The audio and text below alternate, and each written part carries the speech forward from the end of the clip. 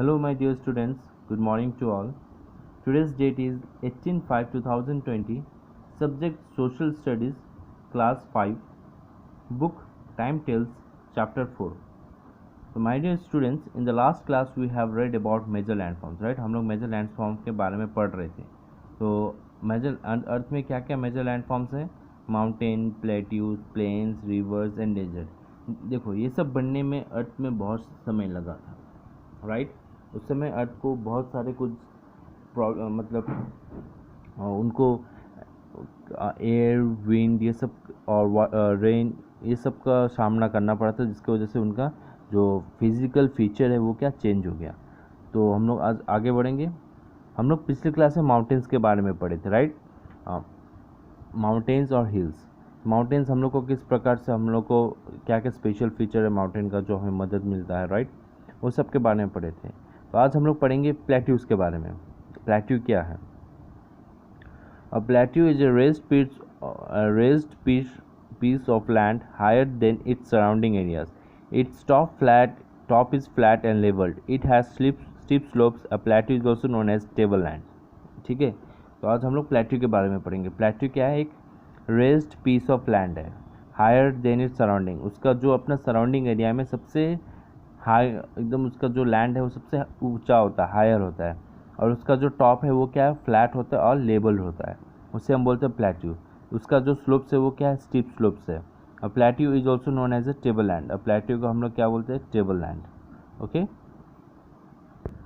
Okay, हम लोग plateau के बारे में पढ़े थे, right? A plateau is a raised piece of land higher than its surrounding areas. Its top is flat and levelled. It has steep slopes. A plateau is also known as table land. Plateau कैसा होता है? Plateau का जो land है वो बाकी area से, बाकी सराउंडिंग एरिया से क्या है? सबसे ऊंचा होता है. और उसका जो ऊपर का जो पार्ट है वो क्या है? फ्लैट होता है और लेवल होता है, राइट? और उसका जो स्लोप्स है वो क्या है? स्टीप स्लोप्स है. अब प्लेट्यू को हम लोग टेबल लैंड के नाम से भी हम लोग जानते हैं. Plateau also differ in age, size and height. Plateau भी अपना एज, साइज और हाइट से सब प्लेट्यू से अलग होता है. ओके, सब प्लेट्यू सेम नहीं होता है. कोई अपना एज, साइज और हाइट की वजह से अलग होता है. Some plateaus can extremely vast like the Deccan plateau in India.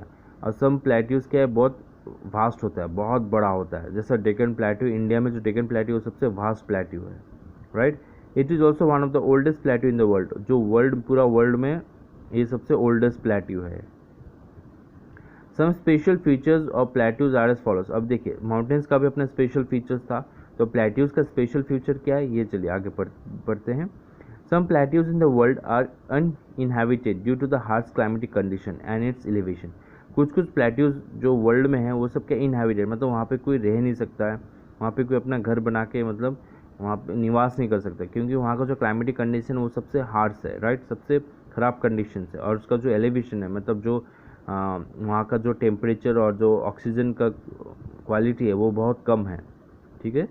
On the other hand there are some plateaus which are low lying and are densely populated. और देखिए कुछ प्लेट्यूज है जो कि लो लाइंग है, मतलब लो लाइंग है और वहाँ पे डेंसली पॉपुलेटेड. जैसे हम लोग अगर हम देखेंगे हिल्स से दार्जिलिंग, ओके, वो भी एक प्लेट्यू है. इसलिए वहाँ पे क्या है? एरिया में उन लोग रह पा रहे हैं, राइट? उन लोग अपना क्योंकि फ्लैट लैंड, जहाँ पे प्लेट्यूज भी तो एक माउंटेन्स की ही तरह होता है, पर वो क्या होता है? आपका ऊपर में फ्लैट लैंड होता है जहाँ पे आदमी लोग रहते हैं, वहाँ पे अपना घर बना सकते हैं, एक कम्युनिटी हो जाता है, लाइक कॉलोनी. तो वहाँ पे क्या है? जो लो लेइंग एरियाज है और वो सब क्या है? डेंसली पॉपुलेटेड है. Plateau region are rich in mineral resources. Plateau भी मिनरल रिसोर्स में सबसे रिच है, जैसा आयरन, कोल एंड कॉपर. ये सब क्या है? आपका प्लेट्यू में मिलता है. जैसे छोटा Nagpur plateau in India is one such example. जो देखिए छोटा नागपुर प्लेट्यू जो है वो एक माइनिंग प्लेट्यू है, राइट? वहाँ पे आपका आयरन, कोल और कॉपर ये सब वहाँ से क्या किया जाता है? खुदाई करके निकाला जाता है प्लेट्यू से. Rivers flowing through the plateaus make waterfalls. अब देखिए जो भी रिवर प्लेट्यू से फ्लो करता है वो क्या? वाटरफॉल बनाता है. अभी अब समझ गए होंगे वाटरफॉल हमें कहाँ देखने को मिलेगा? प्लेट्यूज में. जो लैंड फ्लैट है, ओके, पर वो क्या है? हिल की तरह है, पर वो फ्लैट लैंड है.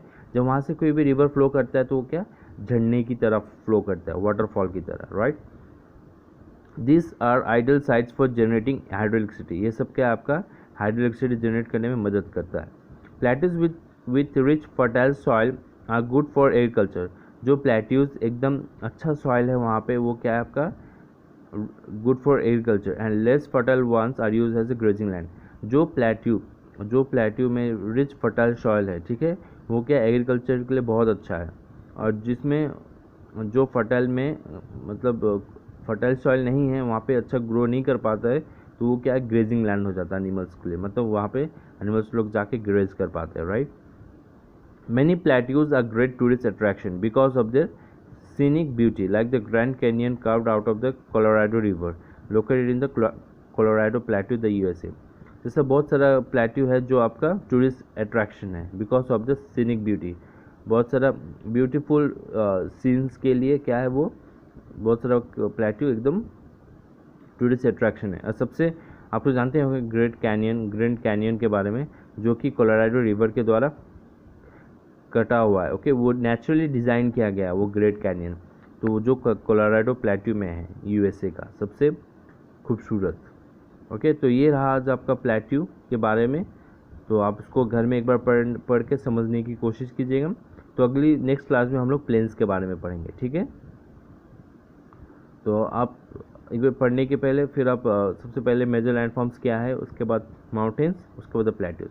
तो इस प्रकार से पढ़ने से क्या होगा, आपको जो लास्ट क्लास का जो हमने जो पढ़ाया समझाया वो आपका रिवीजन होते रहेगा, तो उसमें आपको जानकारी और अच्छी तरह से मिल पाएगी।